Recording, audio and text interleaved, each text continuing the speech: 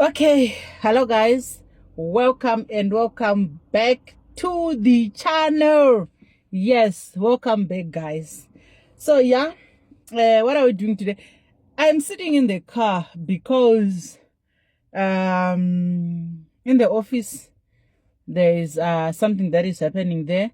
So there's some clients who are still negotiating on whatever they're negotiating. They are not my clients. By the way, let me introduce myself. My name is Elora, and today let me tell you what I do. I'm a salesperson and I work in a dealership. Actually, I've been working in a dealership for over 4 years now, and that brings to what I'm going to be talking about today. So what are we talking about today? I think from the thumbnail you can already see that we're talking about what you need to know when you want to purchase a car or before purchasing a car. Let me put enough lip gloss. I hate it. I love moisturized lips. So okay, let's dive straight into business.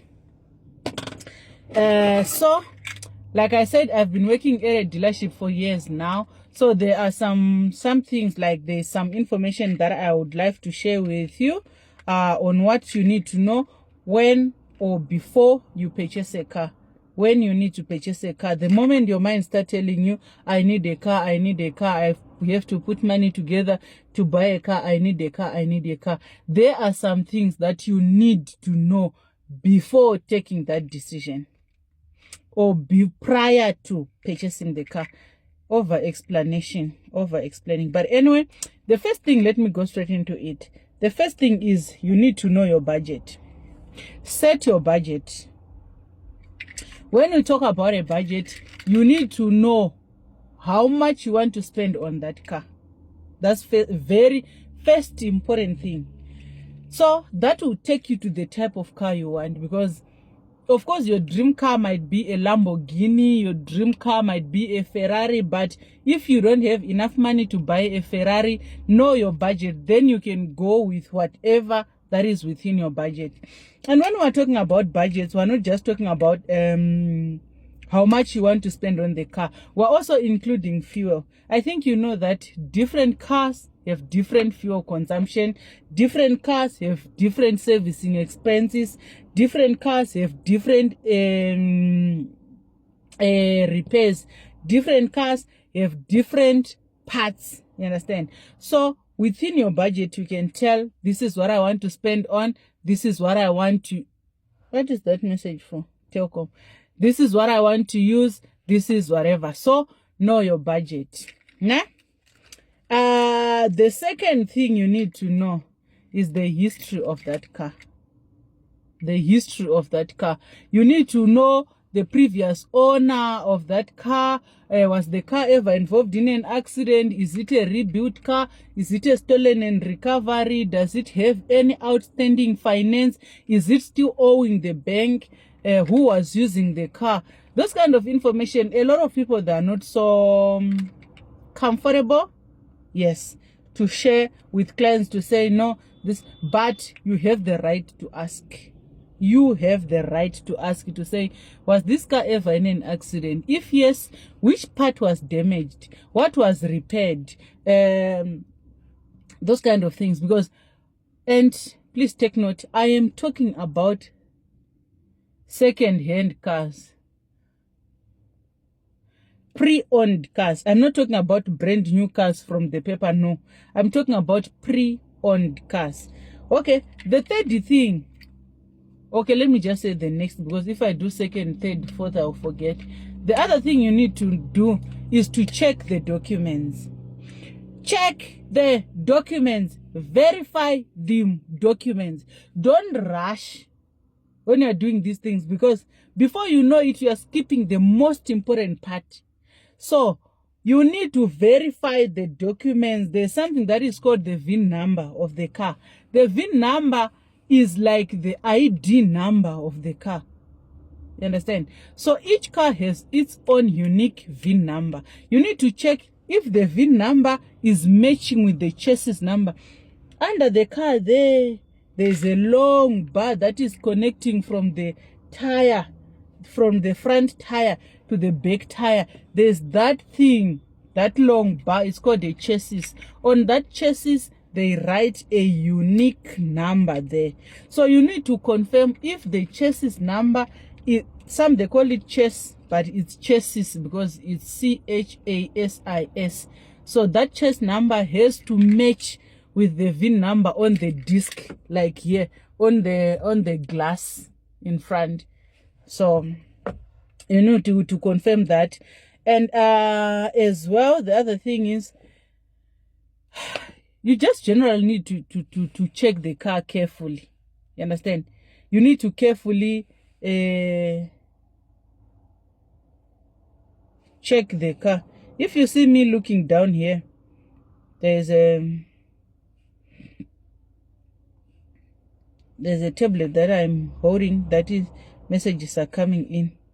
So yeah, like I said, you need to carefully check the car, carefully inspect the car, you yourself, about the things that you can see, like are there any dents, is there any rust on the car, any paint work that was done, check oil leakages, check, like general checking of the car, check the tire conditions, check the windows if they are winding, check the oil leakages, check the sound. How is it, like when you are revving it, how is the sound? Listen to those kind of things. That one is not like there's no particular formula to say this is how you're gonna do.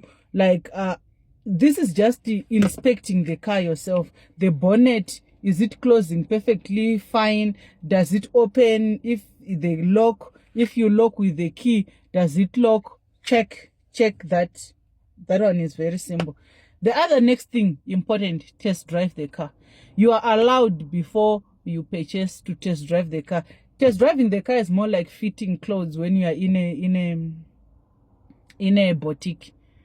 You cannot just go and pick a trouser, then you carry home, you go. And it's for you. You are allowed to fit. If it doesn't fit you, you put it back. You find the proper size. So test driving the car, you have to test drive the car to your satisfaction. Oh, God. Satisfaction. Yeah. You have to be satisfied that I test drove the car. I am happy. Test drive it on different roads. You understand? You can just test drive it going down, but when it's coming up, it doesn't have power. So that one is not it's not anybody's fault. You are given a chance to test drive the car, check the gears, are they changing, the suspension, the sound, everything, like when you're test driving the car. So that one, you just test drive the car. Test drive the car. Yeah, you can't just come and you like the car, then you just buy. Then this one is important, but it's not everybody who can do this. Check the mechanical condition of the car. Check the mechanical condition of the car. If the car is fine, if the car is okay, the mechanical. There's a message coming in my phone. I'm vlogging with my phone. My phone is here on the dashboard. And me, I'm sitting here. So my husband just sent me a message. I didn't finish to read it. It was saying something. I think it's talking about the child at school. Okay, fine. The next thing you need to do is check the mileage of the car. The more the mileage, it shows that the car worked for longer. You understand? If you need a car, a proper second-hand car, I can say 100k mileage and lower is reasonable, or 150, depending with the type of car. Because these cars, there's a bakkie that is cruising long distance, Cape to Cairo. That car has, even if it's still in very good condition, you might find that the mileage there, it has moved, because it's a bakkie. When it's moving, it's really flying. Plus it's a horse. You understand? It's different from these smaller nyana cars like Abo Suzuki, Abo Toyota Corolla, the smaller cars whereby they don't cruise for long. They are just used locally. So you check the mileage. If it's something that you are okay with, to say what mileage can you take, the lowest, the highest, and the lowest, isn't it? Then the other thing is compare prices. Compare the prices of the cars. Yeah, you must be able to compare the prices. Know how much is the car ranging from. For example, there are specs. Let's say you want to buy a Baki, a Hilux, Toyota Hilux. Let's say the specs you want: Toyota Hilux 2.4, 2.8, GD6, automatic, manual, you know, the transmission and everything. So now, after knowing that, you need to know the prices. You check the price ranges, but on that same price thing, the lower, there are some prices which are just concerning, understand? You want to buy a Baki, a Toyota Hilux 4x4, wara, and you want to spend something like 200,000 rands. I'm talking about rands, forget. You must know that you are just buying the body, the engine, you go and buy a new one. Because there is no way. There are some prices which are fishy on their own. Then there are some prices which are not realistic. There are some prices whereby you know for certain that if I get this thing within this price range is reasonable, then so do your comparison. Check the prices. Don't rush to say, no, this deal looks cheap and so I'm rushing for it. You might buy cheap things might be expensive at the end of the day. So that is it. What else can we talk about? We can talk about check the financial terms and conditions on that car. For example, us. Let me give you an example of us. One of our financial terms is the return policy. Let's say you buy a car today and then you are not happy with that car all of a sudden for some reasons, whether it's mechanical or it's whatever reason, you are no longer, you don't want that car anymore and you want to return the car. We charge you 20% from the price you paid. We charge you 20% to say we did all the paperwork, we did everything for you, we did everything. You wasted our time. Yes. So we charge you 20%, you take 80%, we take 20% of the amount you paid. Even if you are returning the car tomorrow or a day after tomorrow, this is our dealership policy and there's nothing you can do about it. You can go and check the seller, whatever act, that one. It will not bind us. Yeah. Because now the moment you left with the car, what if, now we'll be working with what if you changed this, what if you removed this? Now it's your word against our own. So for us to be safe as well, we charge you 20%. So because of that, just to check the financial terms, to say, what are the terms of payment? How am I going to pay this and that and that, this and that and that? And the other important thing as well is verify the, check the seller. Buy from a trusted, what can I say, like a trustworthy seller. Yeah, buy from a trustworthy seller. Don't just buy from a random person. Let's say it's just a roadside deal. Guys, remember, this is a car I'm talking about. I'm not talking about buying a pen or something like a lip gloss like this, because this is 10 rand. If I don't like it, I'll just throw it away. Then I'll go and buy another one, because this is 10 rand. You understand? We're talking about big monies here. You take your time investing, and then when it's time to close the deal, you are doing you are not so certain about what you want. Buy from a trusted seller, buy from a registered dealership, buy from a place whereby if in case tomorrow there's a problem, you can come back. Like there's an address, a PO box. Yes. You must buy from Not from a roadside seller whereby they say, man, that's why I don't advise people buying from even Facebook Market. You are serious? You want to go and buy a car from Facebook Market? Yes, it's possible. But in countries like this, my own, I don't think it's very safe, man.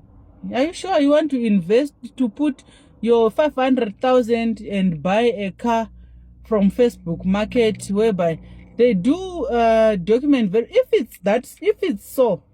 it is so, yeah, you can go to the police station, get everything verified, the documents verified, literally everything, especially now when you are buying from a roadside seller.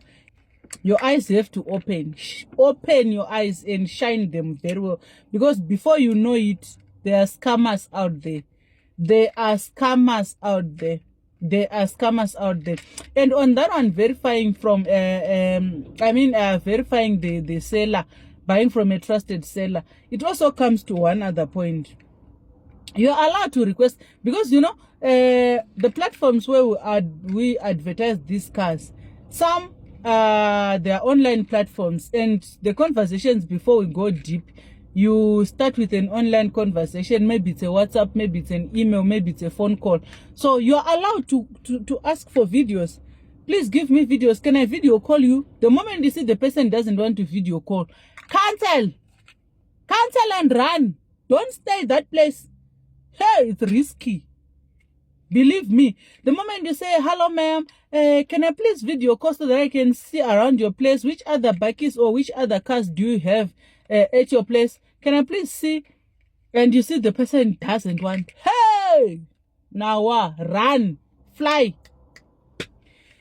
Then comes to the other point. Do I still have any other point?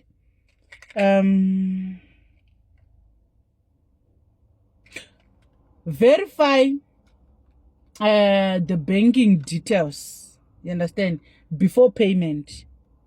Confirm the documents, check the banking details before doing the payment. Yes.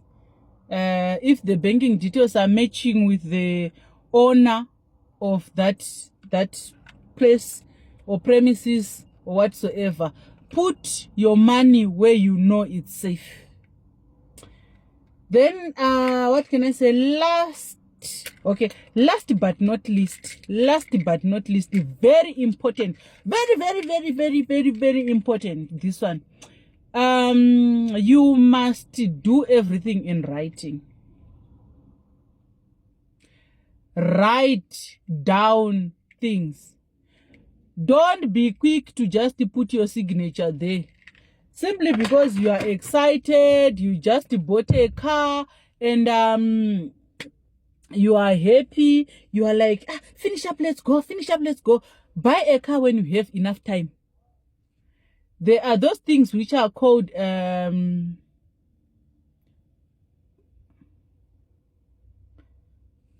are those things. I'm looking at people who are doing up and down because now they're here. So never mind. When you are okay, this one, let me come close to the camera so that you can see me perfectly. Guys, after buying a car, you understand, you are done, you have made payment, there are papers to be signed, there are offers to purchase, not offers to purchase, there are agreement of sale. There's that thing that is called agreement of sale. That thing, it differs from company to company, from dealership to dealership, from person to person. There are terms and conditions, they are different. Ask all the important questions before signing that thing. Ask all the important questions like warranty. Do you help me with change of ownership? Do you help me with registering the car? When will I get this? Everything you agree on, write those things down. If you can't write, get your phone and record those things. Because I am talking from a client's perspective and I'm advising from a dealership's perspective. If those things are not written down, you might lose at the end, understand? Because now you are in a rush, you want to go and take pictures. Like I said, I've been in this business for quite a long time. You see that now the other client is just coming. Is there anything else I have to sign? You give them, this is the agreement of sale. Okay, give me, where do I sign? You're saying, you didn't even read one sentence. Are you being serious? My sister, make fast. Hey, come, where are the flowers? Where are the balloon? You want to take picture? Now you are not reading the agreement of sale. What if it's saying that we're borrowing you this car for 2 months, then we'll claim it back? You are just signing your signature there. You are plucking your ID there as evidence to say, this person, I consent that you are not reading those things. The agreement of sale is one of the important documents in buying a car. You understand? So you need to read that agreement of sale, sign, know what you are putting yourself into. Then you get a copy. You are allowed to get a copy of everything. As dealerships, we keep the other copy for reference. You take the other copy for yourself. The invoice, you do. Check everything, even on the invoice. The figures. Because these cars, you know, there are 0 zeros, which are too many. Sometimes you are putting 5 zeros. Sometimes you are putting 6 zeros. So be careful. When you are verifying, you know, you breathe in. Then you take your invoice, you read every little thing. Make sure that the address they put on the invoice is the same address, that is the same place where they say it's ABC. The person who signed your documents is ABC. Verify every little thing. Say thank you to me now. Okay, you are welcome. Please take this time to subscribe. Thank you for subscribing and welcome to the family. This is one of the videos. Like I said, this channel, it comes with a random videos. So thank you so much for joining the family and let's grow this channel together, guys. I love you so much. Stay tuned for more content. Tell me, please give me a suggestion of what you want to know. Information, I'm not stingy with information. I can give you as much information as I have, and whatever, anything you want to know, ask me and we'll plug you. The other thing is, I am starting my sporting business. Being a sporter is buying cars on people's behalf. So me, I am not learning. I am starting to buy cars for people. You can trust me. I can go do the viewing, do the checking, do the verification and everything. Then I can recommend. What I don't do is to take your money and go and pay. I can tell you I found for you this car and blah, blah, blah, blah, blah. You can come, let's meet on this address. Then you view the car. If you are happy, you make payment. In case of anything, we work together. So, Tara, thank you so much.